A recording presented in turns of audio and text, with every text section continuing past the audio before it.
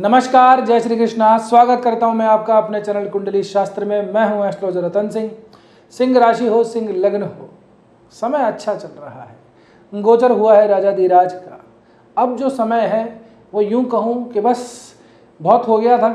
अब अपना सामान जो है उसको रेडी रखना है, चाहे अपनी ऊर्जा हो, चाहे अपने घर के सामान हो, चाहे कहीं पे निकलना हो, चाहे किसी से मिलने जाना हो।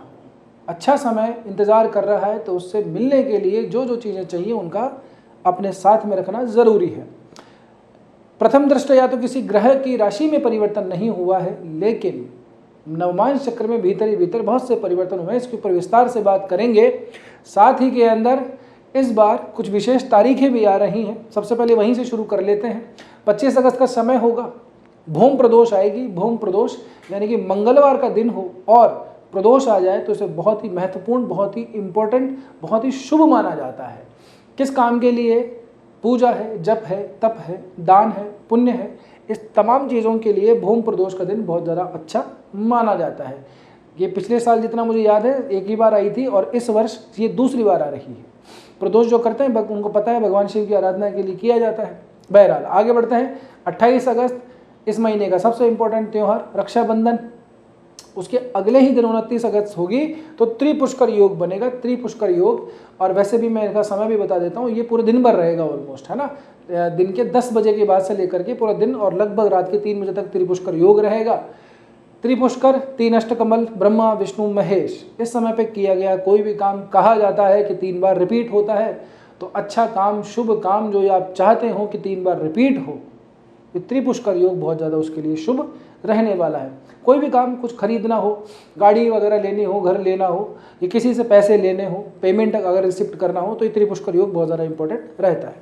लेकिन साथ में 2 धारी तलवार है जनाब, थोड़ा ध्यान रखिएगा कि ऐसा काम नहीं हो जाए जो आप नहीं चाहते हैं कि हमारे साथ मल्टीपल टाइम पे रिपीट हो। ठीक है, अब हम देखते हैं थोड़ा इस समय पे क्या कुछ चल रहा है आप लोगों के गोचर के लिए। देखो, सिंह राशि वैसे मेरे को क्या बहुत पसंद है, पर्सनली मैं आपको बताता हूँ। मेरी राशि नहीं है, मेरा नाम अगर आप देखेंगे तो मेरी राशि ये नहीं बनती है, ना ही मेरा ये लग्न बनता है, लेकिन फिर भी मुझे पसंद क्यों है?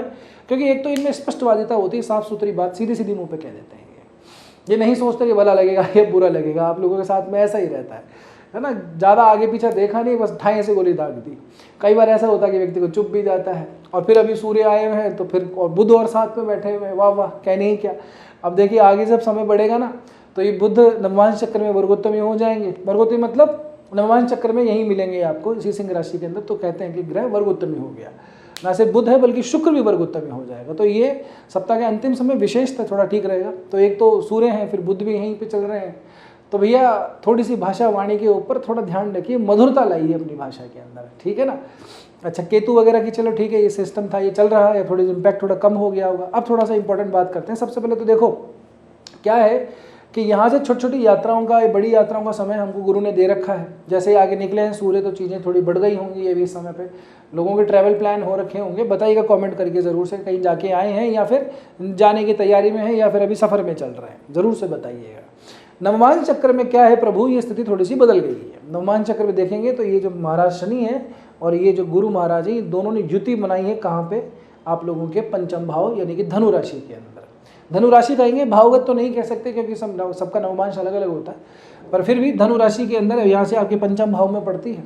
तो शनि और गुरु जैसे ग्रहों की युति देती तो स्थायित्व है, ठहराव है, बहुत गहन, बहुत ही गूढ़ दृष्टि देती है। बुद्धि में बहुत स्पेशल चीज़ें उजागर हो जाती हैं व्यक्ति के। लेकिन ये धर्म, आध्यात्म या फिर कोई टीचिंग वाली प्रोफेशन में बहुत अच्छा खासा रिसर्च स्कॉलर हैं या किसी ऐसे इंस्टीट्यूट के साथ काम करते हैं जहाँ पे इस तरह की चीज़ें होती हैं, काम देती हैं, डेटा एनालिसिस है या फिर कोई साइंटिफिक इंस्टीट्यूट वगैरह है, वहाँ पे काम करते हैं। तो इस तरह की युतियाँ बहुत बढ़िया होती हैं, बहुत अच्छी होती हैं, ठीक है ना। स्थायित्व भी होता है, निर्णयों में भी होता है, बुद्धि में भी होता है। बहरहाल अभी जैसे इन दोनों का संबंध भी अगर आप देखेंगे तो नवम पंचम का संबंध दिखाई देता है।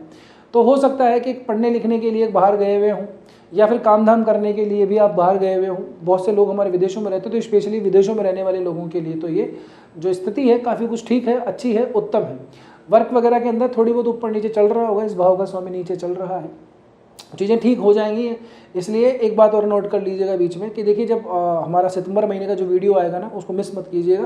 उसमें बहुत सारी अपडेट्स हैं, तो आपको थोड़ा ठीक रहेगा अगर देख लेंगे तो, बाकी आपकी मर्जी। बहरहाल तो नवम पंचम गुरु और शनि, फिर नवमांश में युति, ये और वो भी त्रिकोण के अंदर, पंचम की राशि के अंदर। तो चीज़ें स्पष्ट रूप से दिखाती हैं कि बड़े काम, अच्छे काम के लिए यात्राएं दिख रही हैं। साथ ही के अंदर लोगों से मिलान भी होगा, जीवन में एक ठहराव सा अभी थोड़ा सा आएगा, सोचेंगे समझेंगे कि यार क्या करना है अब आगे, बहुत हो गया। क्योंकि सूर्य चल रहा है, सूर्य अपने घर आया है। जैसे मैंने कहा भी था आप लोगों को कि जब राजाधिराज घर आते हैं तो बहुत चीज़ों को संभालते हैं, ना सिर्फ शासन प्रशासन महल, मतलब तमाम चीज़ों को। तो वैसे ही क्या है कि अभी ये जो स्थिति है ये ग्रहों के गोचर से आपके अनुकूल चल रही है। थोड़ा ठहरिए, देखिए, समझिएगा अब आगे की रणनीति कैसी होगी। ये ढैया वैया एक बार के लिए, थोड़ी देर के लिए छोड़ दीजिए, ठीक है ना। मालूम है चल रही क्या करेंगे उसका, अब चलेगी जब तक चलेगी साहब। कोई इलाज तो है नहीं हमारे पास में कि शनि को उठा करके साइड में कर देंगे, भैया तो इधर मत देखे कहीं और देख ले जा करके, ऐसा तो कर नहीं सकते। तो जो चल रहा है वो चल रहा है। ये जो परिवर्तन होते हैं इस पर थोड़ा विशेष से ध्यान देना चाहिए, ठीक है। आपके लिए अभी का जो समय है करियर के पॉइंट ऑफ व्यू से आने वाला जो महीना है वो काफ़ी कुछ प्रॉफिटेबल रहने वाला है, देख लीजिएगा आप। ग्रह आगे बदलेगा, नीचता समाप्त होगी, साथ ही में बुध आगे किसकेगा तो ये उच्च का हो जाएगा। तो जैसे मैंने पहले बताया, ये जो आपकी राशि का, आपके लगन और साथ के अंदर द्वितीय तृतीय भाव, इनमें अपने अपने स्वामी बैठेंगे तो ये अपने आप में स्थिति बहुत बढ़िया रहेगी। ना सिर्फ सैलरी वगैरह, इनकम, इन सब चीज़ों से, बल्कि साथ साथ के अंदर खुद की पर्सनैलिटी, आपकी एफर्ट वगैरह के अंदर तो ये चीज़ें ठीक होने वाली हैं। जिनको सुखद अंदेशा आ रहा है कमेंट करके ज़रूर बताइएगा। अच्छा, अब बात कर लेते हैं थोड़ी सी रिलेशनशिप को लेकर के, और चंद्रमा की दृष्टि से भी देख लेते हैं। शुरू में सोमवार का दिन होगा, ये धनु राशि से होकर निकलेंगे, आपकी पंचम भाव में पड़ती है, तो रिलेशनशिप ये के लिए ठीक है। पढ़ाई लिखाई करने वालों के लिए भी ठीक है। 12वें का स्वामी गोचर कर रहा है पंचम के अंदर, लेकिन फिर भी मित्रता बनती है इस राशि के साथ के स्वामी के साथ में। तो कुल मिला के सोमवार का दिन ठीक है। इसके बाद में जो दिन है 3, लगभग 3 का दिन रहेंगे, मंगल बुध और लगभग गुरुवार का दिन। छठे भाव के अंदर चंद्रमा जाएगा, गुरु से सीधी सीधी दृष्टि बनाएगा, समसप्तक होगा। तो वैसे तो शुभता है, तो विचारों की काफ़ी ज़्यादा जो है वर्षा होने वाली है इस समय के अंदर। निर्णय लेने के लिए मल्टीपल ऑप्शंस के ऊपर आप जरूर से विचार करेंगे कि यार ये करना है, ये करना है। 2 ही चीज़ें थी, अब तो मेरे पास 3-4 ऑप्शन आ गए हैं, तो कन्फ्यूजन क्रिएट हो सकता है। गुरु की दृष्टि लीजिए और निर्णय कर लीजिएगा। ऐसे समय पे जो खास करके जो ब्रोकर वगैरह होते हैं, जो ट्रेडिंग वगैरह करते हैं, वो थोड़ा सा ध्यान रखें। इन लोगों के लिए मून का जो साइकिल होता है बड़ा इंपॉर्टेंट होता है। मून और राहु इनकी पत्रिका में कहाँ हैं, कैसे हैं, यही एक्चुअली इनका सबसे बड़ा वीक और सबसे पॉजिटिव पॉइंट होता है, ठीक है ना। तो कभी दिखाइए किसी अच्छे जानने वाले ज्योतिषी को, बाकी आपकी इच्छा। आगे बढ़ते हैं, तो राहु के साथ में युति बनाएंगे। चंद्रमा और राहु की जो है ग्रहण युति बन जाती है। राहु वैसे भी किसी को भी ग्रहण लगा देते हैं। सप्तम भाव में बैठेंगे तो भैया अपने जो दाम्पत्य जीवन है, जो आपकी स्पाउस हैं, उनसे थोड़ी बहुत खेचम खाची हो सकती है, क्योंकि इमोशन भी ट्रिगर होते हैं, थॉट भी ट्रिगर होते हैं। कई बार ऐसा होता है कि इमोशंस बहुत ज़्यादा बहरे तो आदमी चुपचाप शांति से बैठ जाता है। ऐसे टाइम पे क्या है कि चुपचाप नहीं बैठा जाता, इमोशन ट्रिगर होते हैं तो बोलता भी ज़्यादा है ना। तो फिर उसमें विचार भी बहुत सारे ले लेते हैं, मल्टीपल। ऐसे टाइम पे क्या होता है कि इन मतलब जो चीज़ें प्रैक्टिकली पॉसिबल नहीं है वो तो आदमी अपने दिमाग में सोच लेता है कि ये ऐसा भी हो सकता है, वैसा भी हो सकता है। तो इतना ज़्यादा विचार करने की आवश्यकता नहीं है। ये बस राहु से चंद्रमा का मिलन होगा, और ये वैसे भी पूर्णिमा का समय आ रहा है। रक्षाबंधन से एक दिन पहले 27 अगस्त को पूर्णमासी की जो व्रत करते हैं उनके लिए रहेगा। तो ये पूर्णिमा का दिन रहता है, बहुत ज़्यादा एग्जॉस्टनेस रहती है बॉडी के अंदर, बहुत ज़्यादा सोच विचार व्यक्ति के अंदर रहते हैं, खास करके संध्या के बाद में। तो स्थिति थोड़ी और ज़्यादा ओवर थिंकिंग में चली जाती है, ठीक है। तो कुछ तरह के निर्णय करने से बचिएगा। कहीं पार्टी वगैरह कर रहे हो तब भी स्पेशली बड़बोलेपन से बचना है, और साथ में कोई बड़े डिसीजन लेने से बचना है। आगे बढ़ते हैं, तो शनि के साथ में युति बनाएंगे। रविवार का दिन होगा, अष्टम भाव है, शनि के साथ युति है। 12वें का स्वामी जाके 8वें में बैठा है। कई मामलों में ठीक नहीं होता, थोड़ा सा सावधानी रखिएगा। साधन वगैरह चलाते वक्त, गाड़ी वगैरह चलाते वक्त आराम से चलाइएगा, है ना। ऐसे कोई दुर्घटना की बहुत बड़ी संभावना मैं ये कहूँगा कि नहीं है, लेकिन फिर भी क्योंकि गोचर है, 8वें 12वें का संबंध बनता है, तो कृपया करके सावधानी ज़रूर से बरतिएगा, बहुत इंपॉर्टेंट होता है ये। एंड देन उसके बाद में भी जो अगला मंडे आएगा यानी कि 31 अगस्त का, तब भी हमें इन चीज़ों पे थोड़ा ध्यान देना है। स्वास्थ्य की दृष्टि से बाकी कुछ खास नहीं है, बस हाँ जिनको न्यूरोलॉजिकल थोड़ी सी प्रॉब्लम रहती है, साइकिक थोड़ी सी प्रॉब्लम रहती है, नींद वगैरह नहीं आती, ऐसे लोगों के लिए थोड़ा सा ये चंद्रमा का गोचर इतना ज़्यादा शुभ दिखाई नहीं दे रहा है।